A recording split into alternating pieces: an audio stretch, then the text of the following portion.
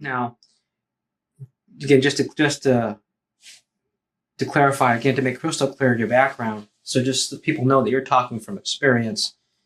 You came from a gang in Southern California, and you rose to the ranks of the Mexican Mafia. And for those who don't understand what the Mexican Mafia is, La M, they basically control virtually every Hispanic gang in Southern California, including everything in the LA area with a few exceptions. Would that be a correct statement? Not only Southern California, there are factions of the Mexican Mafia in Arizona and federal prisons, even a faction of Mexican Mafia members in Hawaii. The Mexican Mafia has spread throughout Southwest United States. Really three factions that are recognized: California, Arizona, and the federal board of prisons. But with gang migration, for whatever reason, gang proliferation exists in every state of the union. Every state has sureños, individuals who use the number 13 under the gang tag, which is an indication of allegiance with the Mexican Mafia. So if you're a kid growing up on the streets of LA, whether you're growing up in Artesia, growing up in the city of Bell, growing up in the city of LA, in Watts, in the Valley, Pomona, it doesn't matter. If there's an Hispanic gang in your area, whatever gang you want to call it, that gang is under the control of the Mexican Mafia. It is. The Mexican Mafia has a really intricate infrastructure within the gang subculture in Southern California. Its base of control and its base of power is Southern California. The Mexican Mafia has representatives in almost every gang in Los Angeles. And it controls these gangs and the illicit activities that occur, including drug distribution, murders, assaults, extortions, protection monies. It's a vast organization. It's not, for the people who have been exposed to the Mexican Mafia, even in the periphery, they understand that it may be something like the movie American Me or Blood In, Blood Out. This is not the Mexican Mafia that I was from. The Mexican Mafia that I was from was a group of individuals who are progressive thinkers, who are highly intelligent, have a high propensity for violence, and will kill you without even hesitating for the furtherance of their objectives. It's all about money. The organization has no loyalty, has no honor. It's about murder. It's a modern day murder inc. Now, so since the Mexican Mafia pretty much controls everything, how do they view kids in schools? 10, 11, 12, 13-year-olds. Do they view kids that age as being kind of off limits, leave the kids alone? How do they view kids of that age? The Mexican Mafia does not target kids at that age per se, but everybody understands those are the next soldados. Those are the next crop, the next generation coming of soldiers for the organization. I think one indication of the Mexican Mafia's ideology affecting our schools is racial violence throughout Southern California. That's been widespread, and that is direct Mexican Mafia ideology. There were a series of meetings in the late 90s, in the early 90s, with one individual by the name of Peter San Ojeda, who was a well-known, high-ranking Mexican Mafia member from the federal faction. And he gave an edict to target African Americans. Hispanics would no longer target each other, and would start targeting African Americans. It is my belief that this behavior and this edict has been replicated by numerous Mexican Mafia members in their respective gangs because they control their gangs, to assault blacks. You see this forced gentrification in neighborhoods, assaults in schools. This is a direct result of Mexican Mafia ideology. These are kids hearing their uncles talk, F that guy, or, we're going to get these black guys, or we're going to get these Mexican guys. These are reflections of gang lifestyle. And it's trickled down to the schools. So oftentimes when you see racial violence, black on brown, brown on black in schools in the LA area, oftentimes many of the kids don't even know why they're fighting, but it all stems from the Mexican Mafia. It does. Okay. Now, in terms of recruitment, you said that the next generation, the next group of soldiers start at that age. And you said that also it's very common for kids that age to end up joining the gang. Why so young? I mean, why not take people who are older? Why recruit people who are in junior high school or just out of elementary school into the gang life so early? It's part of the gang subculture to initiate new members at every opportunity. The larger the gang, the more power it has, the more ferocity it has, the more participants it has in gang violence. Each gang has a territory to protect and represent. So the more members they have, the better off they are representing it. Some of those individuals could become hardcore gang members and then go to prison and become soldados. The majority of individuals who participate in the gang lifestyle go to prison. There are very few individuals that participate in crime in society that escape prison. Everybody I know that does crime doesn't get away with it. They might get away with it 5 times, 6 times, 20 times. On the 21st time, they go to prison. And then they belong to the Mexican Mafia. Their life is over. Effectually, it's over. Prison, you stop living your life and you live somebody else's life. You're told what to do. So for the individual viewing this, the kid, the girl, the parent, they have to understand that gang life leads to prison and death. This is not a joke. This is not, I'm speaking from firsthand experience. I've killed for the organization, for the gang lifestyle. And most of the guys I know I've killed multiple times. I know one guy has killed 6 times. But he's serving the rest of his life in federal prison right now. Nobody gets away with it. What do you say to the 10-year-old kid, the 12-year-old kid is, that happens to everybody else. And that's not going to happen to me. I'm too smart. I'm too good. I'm too fast a runner. No one will ever catch me. What do you say to the young man or the young lady who's thinking that right now? I think that they're fooling themselves. Nobody's exempt from the violence of the gangs of the Mexican Mafia.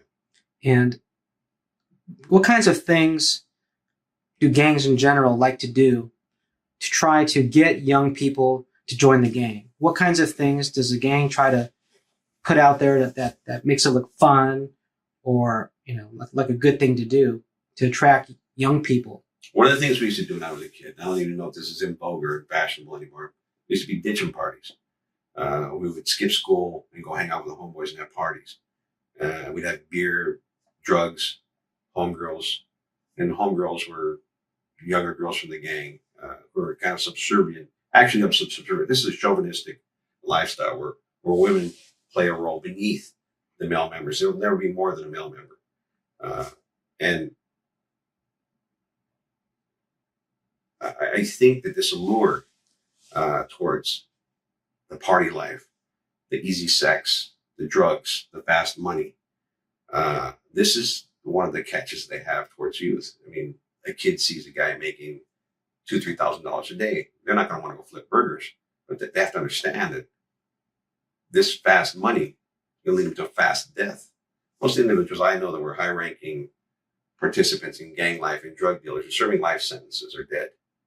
This is a reality. I know it's a really big thing to say, well, I want to drive a Mercedes-Benz. I want a Beamer, or I want a Hummer like that guy has, and he deals drugs. I'm going to do that. I'm not going to get that by working at McDonald's, but that's a poor choice. I mean, I look in retrospect, if I would have taken the steps and applied the same energy that I did in education as I did in the gang life, I could have been anything I wanted to be. I could have been a professor, a doctor, a law enforcement agent, anything. I mean, the possibilities are endless. And kids have to realize that now. I mean, for the viewing audience, for the kids watching this now, every opportunity exists for you. It's schools. I didn't really realize that then. College is available to you. Even if you come from an impoverished family, you don't have money. There are a variety of different monies available through college grants. And if you stay in school, and I know this sounds lame, it sounds easier, it sounds totally dorky, but it's the truth. College degree, you go anywhere. You can do anything you want to be. The possibilities are only limited by your desire to succeed. And that's the truth. I could have been anything I wanted to be, but I chose to be a Mexican Mafia member. I'm serving the rest of my life in prison for that today. Now, what if someone says, well, Mr. Enriquez, you grew up in Cerritos, you grew up in Thousand Oaks, you grew up in a nice area, your dad had money, you did it just for kicks, but, I come from a poor neighborhood, I don't have money, my dad's not home, I got to support my brothers and sisters, I have no chance. I mean, what would you say to that young man who might be thinking that? There are millions of success stories out there. My son is one of them. My son came from a disadvantaged, broken family. Because you were in prison. Because I was in prison, and me and his mother were divorced, and he lived with my grandparents. And he had to go to school on his own. He did it on his own through hard work. And he's living the American dream today. So if my son can do it, anybody can do it. I mean, your son graduated from a 4-year university, correct? UCLA. UCLA, and he said he's going to go to graduate school and get a master's degree. Master's degree. And he did it all while you were not around for him because you were still involved in gang life. I was a Mexican Mafia member who was going through this. Now, since you were a gang member yourself, a high-ranking gang member in the Mexican Mafia, why didn't you want your own son to join the organization? Couldn't you have brought him on board, and you could have made it easy for him? You could have taken him under your wing, and life would have been good for him, right?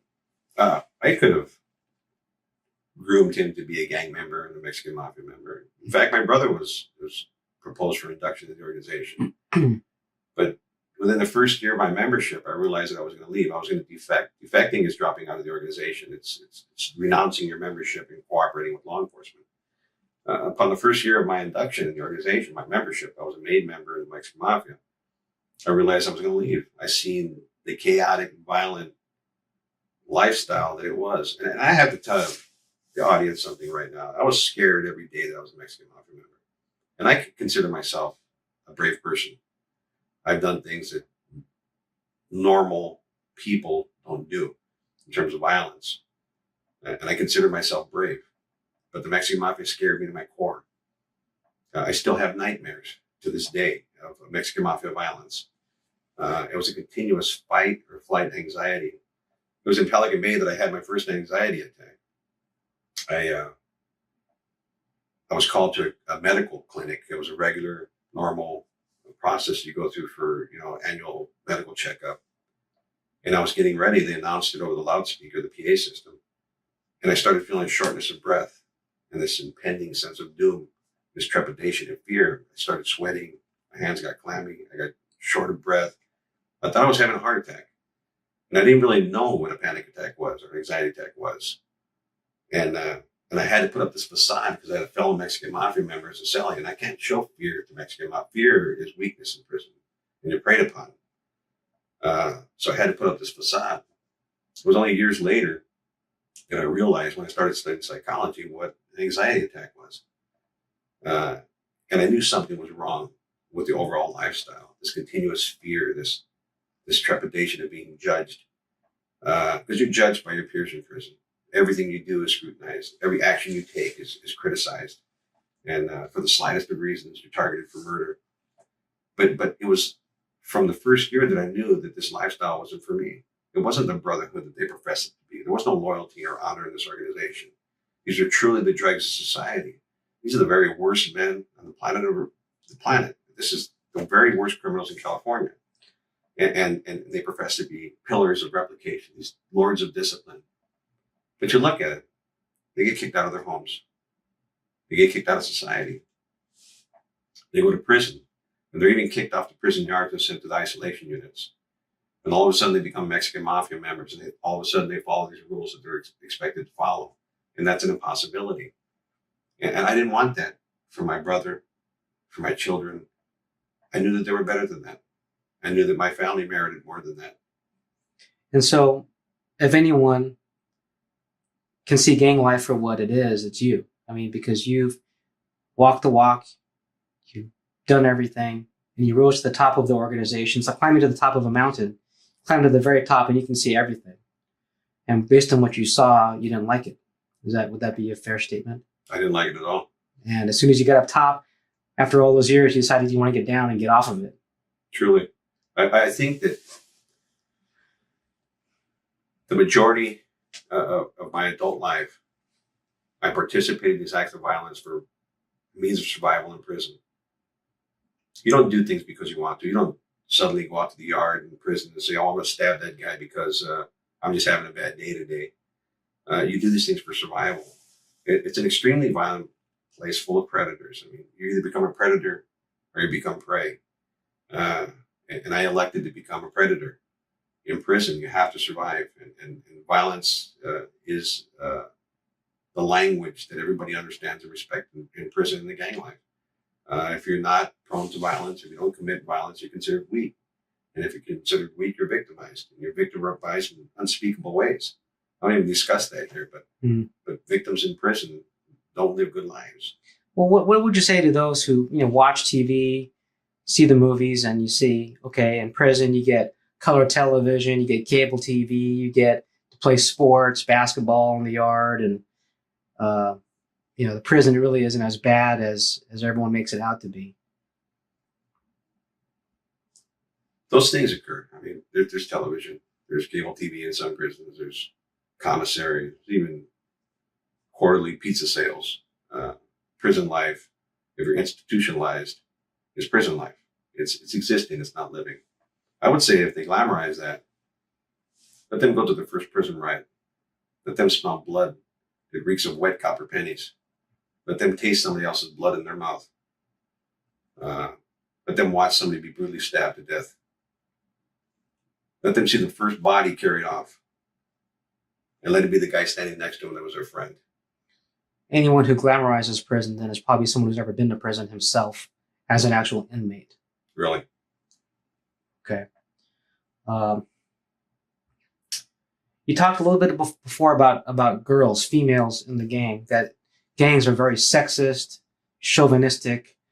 So, I mean, what do gangs offer for young ladies? I mean, if a young lady, she's a bunch of young guys and they're kind of good looking, they're kind of fun guys, and they have a lot of money. What do young ladies have to look forward to if they start associating with gang members and getting involved in gang life? Well, the majority of women that participate in gangs, young girls, they're attracted towards these gang members who dress sharp, have respect in the neighborhood, have some kind of status in their social circle. I think that's understandable, but I don't think the reality sinks in until later in life. The majority of women that I know that have participated in the gang lifestyle are welfare mothers. 6, 7 kids from 6 or 7 different guys, passed around from gang member to gang member. Just the induction process for female gang members is brutal. No, I mean, it might be kind of graphic, but I think it's important to explain here. How are young ladies inducted into the gang, typically speaking? There's an initiation process for some gangs that consists of sexing a female in, that they'll sleep with X amount of homeboys to become a member, or rolling the dice. They roll a set of dice, and whatever number rolls up, they have sex with that many homeboys to be members. And that becomes the norm for female members. They have a thing called training, where it's essentially a gang rape, but it's voluntary. They participate with sex with multiple partners who are homeboys.